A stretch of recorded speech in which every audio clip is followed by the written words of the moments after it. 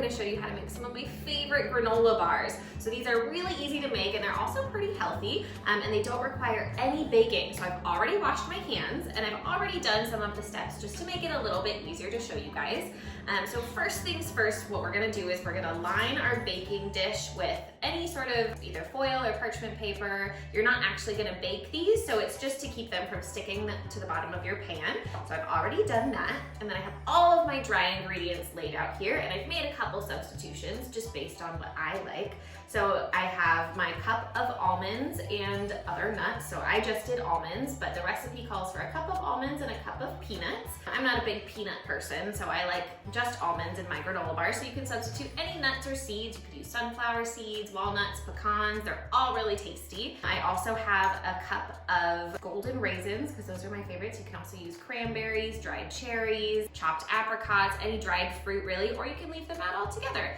And then I also have my cup of old-fashioned oats. So you don't really want quick cooking oats for this. You want old-fashioned oats for all of that texture. And I've also measured out my cinnamon and my salt.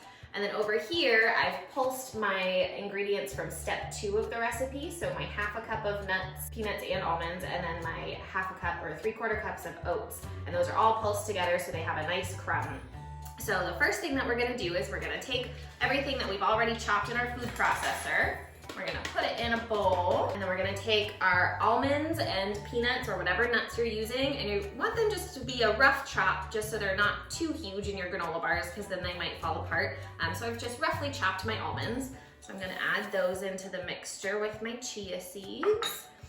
And then I'm gonna add my raisins. I've also thrown a couple chocolate chips in there because why not, right? And then the little bit of oatmeal, cinnamon, and salt. So this is the oatmeal that you didn't process in the food processor. It's only a 1/4 cup of oatmeal. So we're gonna put that in there. So we're just gonna toss those together really quick. It doesn't need to be super well combined, just so they're all nice and mixed. All right, so that's our dry mixture, all of our nuts and oats and other fun add-ins. All right, so the next thing that we're gonna do is we're gonna come over to the oven, and your things that are gonna bind your granola bars together are honey and coconut oil, and then we're also gonna add a little bit of vanilla extract in. You could also use almond extract if you want for a different fun flavor. So we're gonna just melt our coconut oil and honey together.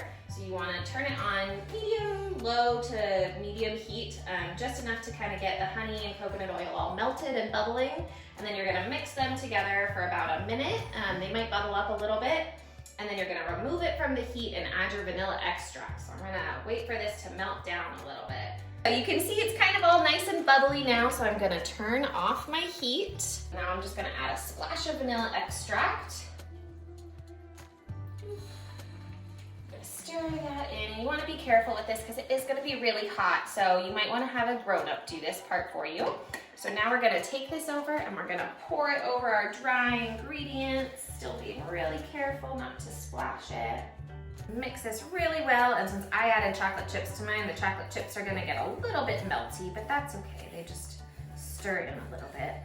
So you want to mix it until everything is completely coated with your honey coconut oil mixture, so everything's a little bit wet. That's what's gonna help keep it all stuck together once they're done. Good. So you can see we have it all mixed together, so there's no really dry spots. And now we're gonna pour it into our prepared pan.